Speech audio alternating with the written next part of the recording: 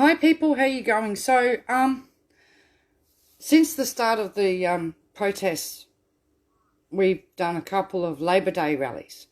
We did one in Bundaberg in 2017. We did one in Maryborough in 2018. And since then, I've been invited to join the one in Brisbane on May the 3rd. Two things. A, I need to be able to get there. Petrol. I need to go down the day before, which means I need to stay somewhere. And secondly, over the course of the last 3 years, my poor car's taken a hammering and is in dire need of some servicing.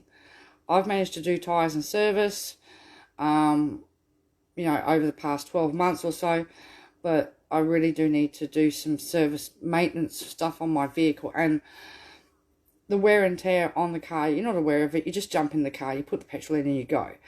Well, I really don't want to push my car to Brisbane without it going through a mechanic at the moment, because my front suspension is not the best. My exhaust is got a leak, at least a leak, if not something worse. I'm getting that horrible rattle you get from a catalytic converter sometimes. I'm not sure. I'm hoping it's a leak and a loose connection. Do you know what I mean? But without getting on a hoist, I don't know.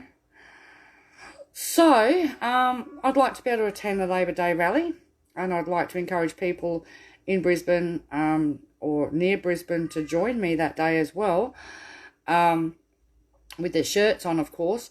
Now, we don't actually march with the unions.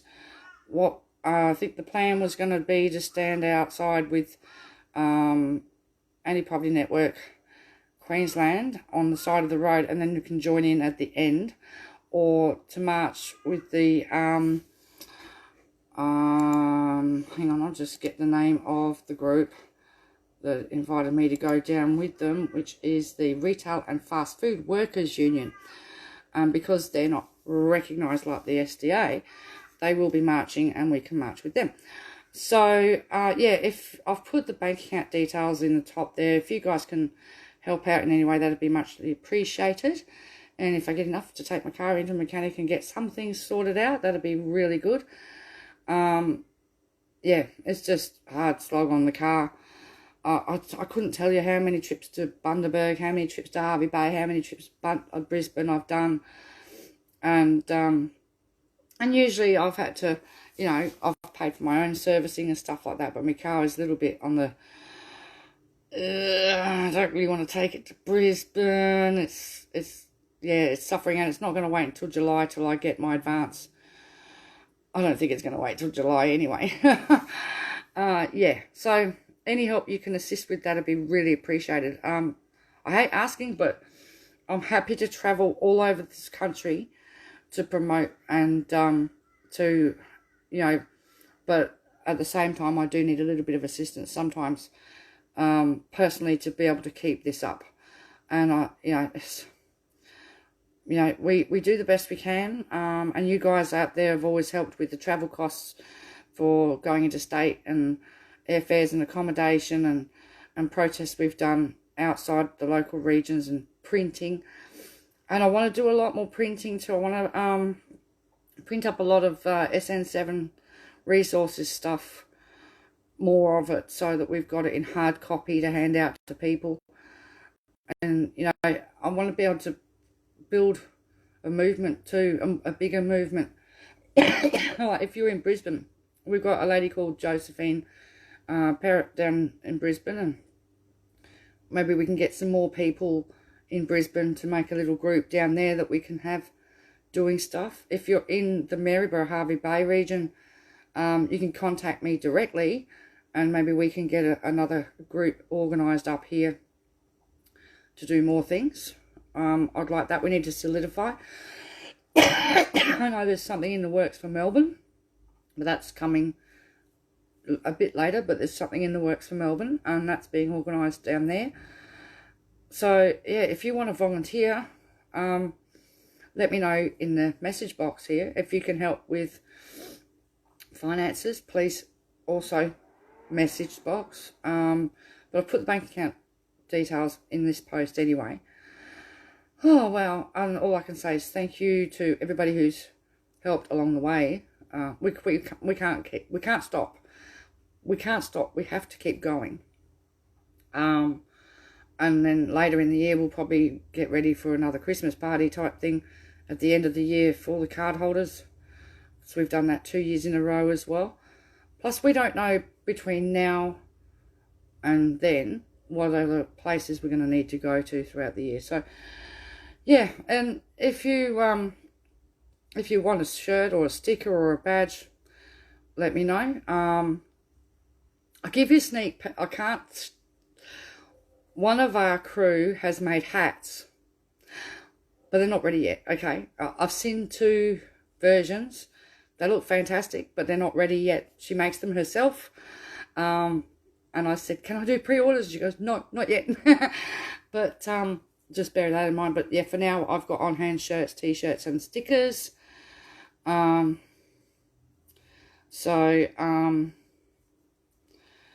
Alexander Scott said, did the lady who couldn't pay her rent with the basics card, or it's not the basics card, it's cashless debit card, 2 different things, mate. Most of the time people do get them sorted out. The problem is the delay in paying the rent. When they get it sorted out, they're behind in rent and they can't pay it back up.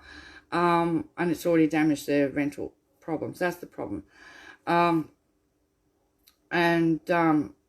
eventually people do get their rent paid. It's the delays that are caused by the constant resetting of rents, or the declining, or not allowing people to transfer cash rentals payments for people that are on fixed leases. It's very difficult. Yeah, that's all I can say, Alexander. It's tough. And people let us know what's going on. And I chase people up all the time to see how they're going. Like this week, I'll ring Mahalia again in WA, see how she's going. Tempest has finally managed to get to pay some rent, finally. So, the people we talk about on this page, Alexander, are all on the Indu card. Okay? Yeah, so all the people that we share the stories are on the Indu cashless debit card. We don't really deal with a lot of people on the basics card.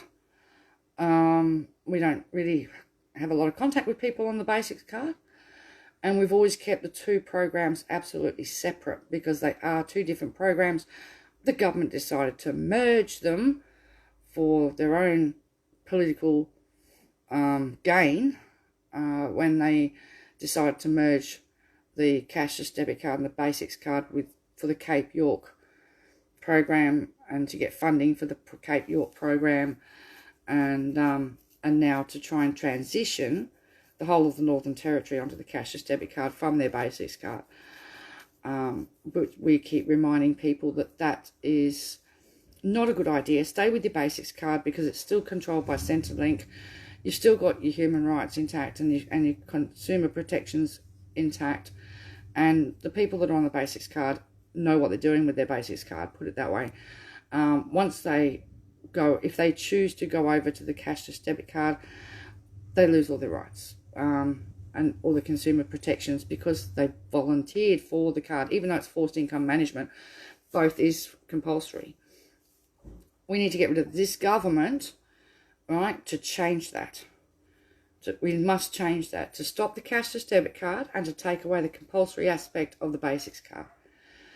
That's what can be achieved if we change this government and get rid of the LNP in One Nation and the people that support this abusive stripping of people's rights.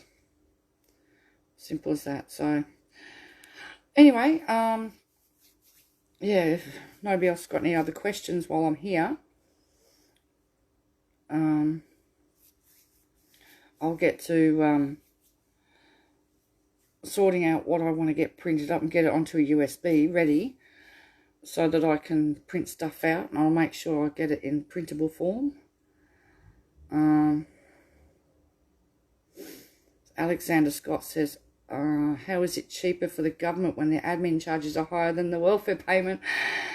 It's not about saving the government money by putting people on cashless debit cards. This is about the privatisation of our social security system and handing over that money to private third-party interests for profit. They're making money off of that money. Indu owns the 80%, not the recipient. That has to be made very clear, that the government... So when you get paid your social security payment, it's supposed to go to your bank account. Under law, once it's in your bank account, it is no longer a social security payment. It is your legal fiscal worth, your legal income under law. All right? By usurping 80% of that and diverting it to Indu's bank accounts, it doesn't touch the recipient's bank account, so therefore it's never their money. It's Indu's money.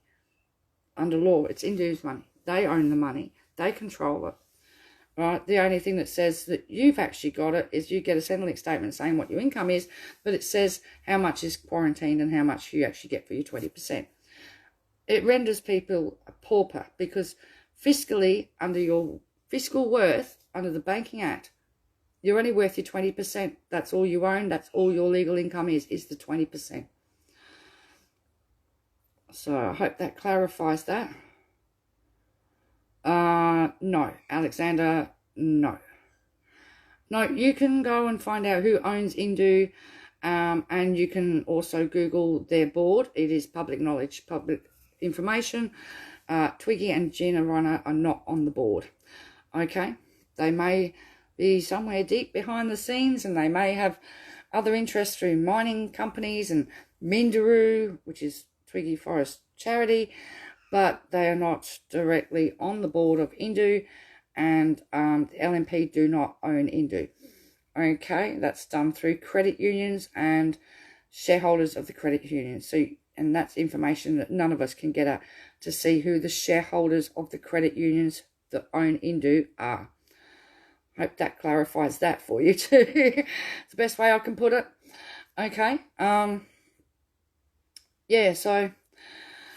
Okay, guys, well, I'll talk to you later, and I'll get to sorting out what I want to get printed up and see how we go from there, and see how we go with my car and stuff, and hopefully I will be in Brisbane on the 3rd of May, which is the May Day Labour rally, so that we can have our banners and we can hand out leaflets, and we can be seen in the T-shirts. The more we do. And also, if you want to try and contact people like Living Income for Everyone's page, Don Sutherland, I know that they're planning something in Melbourne for the May Day rally in Melbourne, and I know that they would like to have people from our group down there as well, if you want to join up with them, and basically...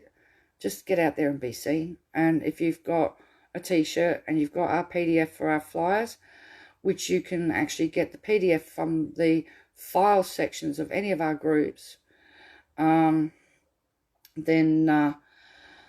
you can print out your own leaflets that we've got in that PDF section and hand the leaflets out as well for yourselves, okay? All right, people. Well, I'll talk to you later. See ya.